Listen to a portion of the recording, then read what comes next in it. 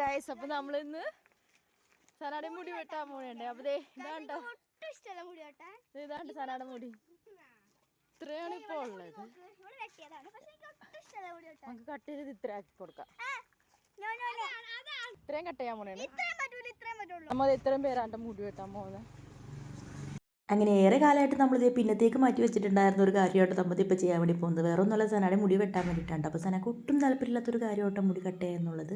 അവസാനം നമ്മൾ സോപ്പിട്ട് എന്തൊക്കെയോ പറഞ്ഞ് സമാധാനിപ്പിച്ചിട്ടാട്ടോ ഇപ്പോഴത്തെ മുടി വെട്ടാൻ വേണ്ടി വന്നേക്കണത് തന്നെയാണ്. നമ്മുടെ വീടിൻ്റെ തൊട്ടടുത്തുള്ള ഒരു വീട്ടിലാണ് നമ്മൾ പോയിട്ടുണ്ടായിട്ട് മുടി വെട്ട് ചെയ്യാൻ വേണ്ടിയിട്ട്.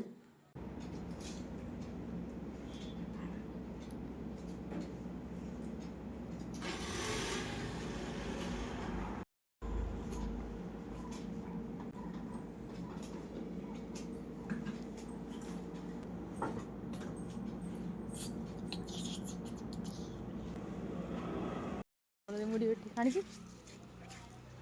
ഇത്ര ഉണ്ടായ എന്റെ മുടിയാണ് ഇത്ര എന്റെ മുടിയാണ് ഇത്രയുണ്ട് കാണിക്ക്. പക്ഷെ ഇവിടെക്കാണ് കുറവാണ്. അത് കട്ട് ചെയ്ത് ഇട്ടാലാണ് അതിന്റെ ഭംഗി അറിയുള്ളൂ.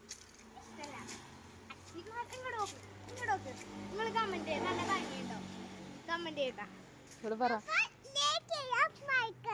എങ്ങനെയാണ്. എനിക്ക് ഇഷ്ടമായില്ലോ.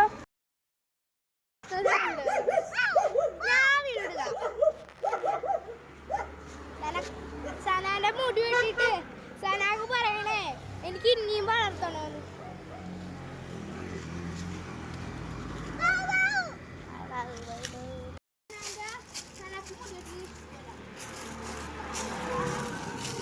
മുടി വെട്ടിയത് കോമ്പൻസേറ്റ് ചെയ്യാൻ വേണ്ടിയിട്ട് ഇതേ ചോക്ലേറ്റ് വാങ്ങിച്ചു കൊടുക്കണമെന്നാണ് പറഞ്ഞിട്ടുണ്ടായിരുന്നത്. പിന്നെ നമ്മൾ അതേ ചോക്ലേറ്റ് വാങ്ങിക്കാൻ വേണ്ടിയിട്ടാണ് ഇതേ പോകുന്നത്.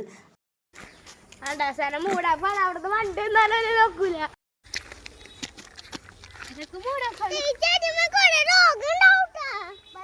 റീലെടുക്കട്ടെ.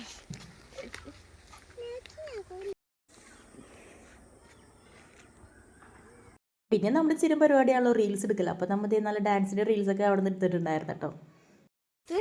മിഠായി അടിക്കാൻ പോണേ കേട്ടോ. അവിടെ നിന്ന് കാണാം. അപ്പൊ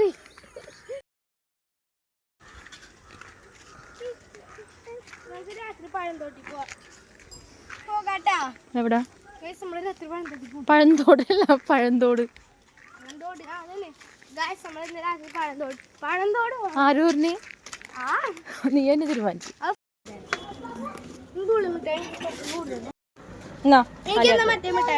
വേണ്ടേ? ഇത് എടുത്തോ. ഇത് നിന്റെ അല്ലേ? രണ്ടെണ്ണം. ഇതാ പുളിമിഠായി.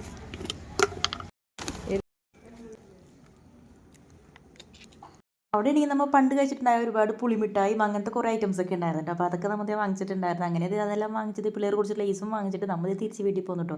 അപ്പോൾ അടുത്ത വീഡിയോ ആയിട്ട് കാണാം. അത്രയേ ഉള്ളൂ. Bye bye.